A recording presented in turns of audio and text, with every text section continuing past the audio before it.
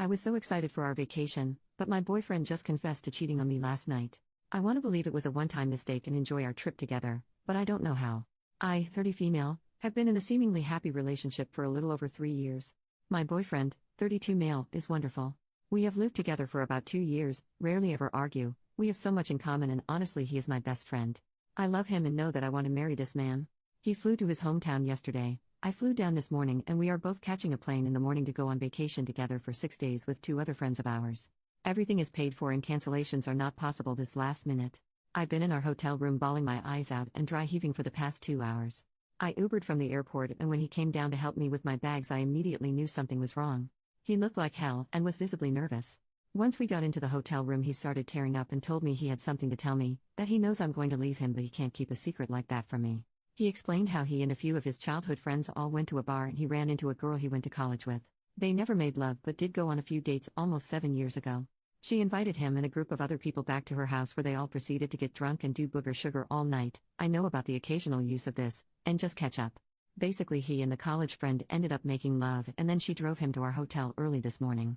He hasn't talked to her since and swears that it means absolutely nothing. He said she's not even attractive and that he was just messed up. He says it was a big mistake and is begging for my forgiveness. A huge part of me wants to ask for every last detail but I'm scared to know that there is potentially more to the story. I don't know. I want to forgive him and enjoy our time away but I truly don't know how. Are there such occasions where you really can't help yourself and it really was a spur-of-the-moment mistake? Or is there something hidden beneath the surface and my happy relationship has been anything but this whole time? Update: after basically begging him he told me the name of the girl and reached out to her. I called her and put her on speaker so we all three could talk. Unfortunately, I'm learning the situation was much worse than the story originally told and I will be on a flight home in a few hours. This other girl is not unattractive. The lovemaking was not protected. He and her had been flirty the entire 3 hours before they finally made love. Hand-holding, sitting on his lap, making out a lot. He went down on her and basically the lovemaking lasted quite a while with various things being done. Not like the coked out unpleasant quickie I was told about. I feel like I want to die. Second update: first I would just like to say thank you to everyone who has commented or messaged me. I appreciate all the kind messages, words of advice and even some of the more harsher messages and comments. You guys have helped more than you could imagine. I flew home this morning, took a nap, packed some of my things, took our cat and am staying with a friend for the 6 days he's away. He didn't want to go on the trip but I insisted. I told him if he has ever loved me, to please give me the time and space I deserve. Unfortunately, our relationship is broken beyond repair.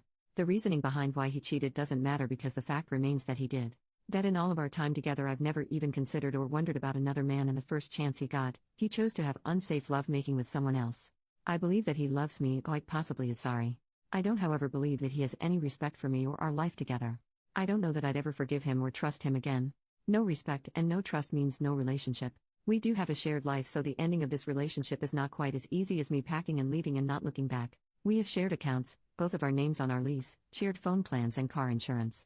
Basically, the next few weeks are going to be rough. Third update: I have no idea if anyone cares about the outcome of this situation but it is almost cathartic to write it all down so I'm doing it anyway. I finally have a calm moment to sit at my computer and compose a logical thought. Upon me returning home I had very little communication at my request.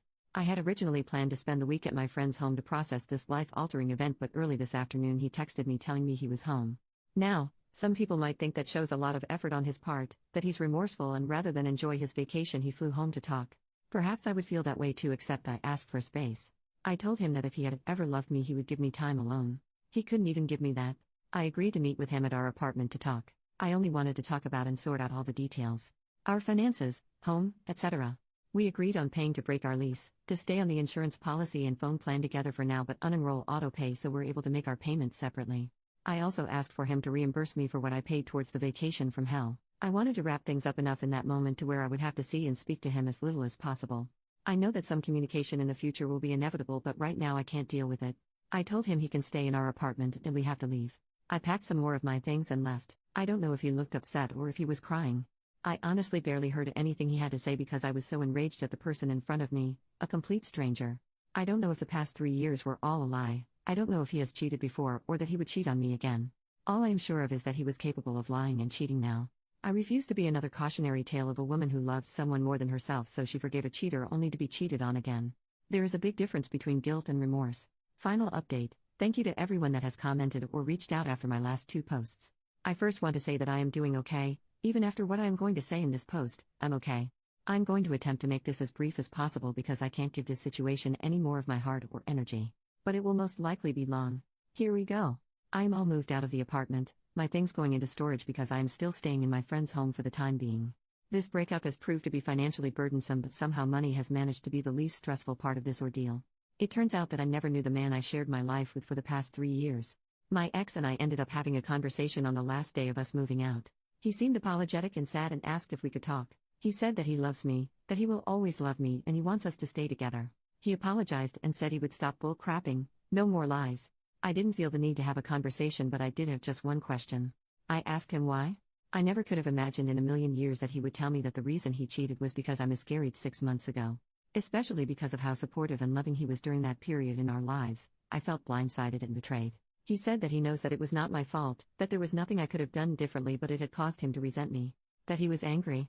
He said he knew how this sounded, which is why he never talked to me about it. He didn't want to hurt me, haha. I of course at this point felt sick. My heart hurt in ways I never knew possible.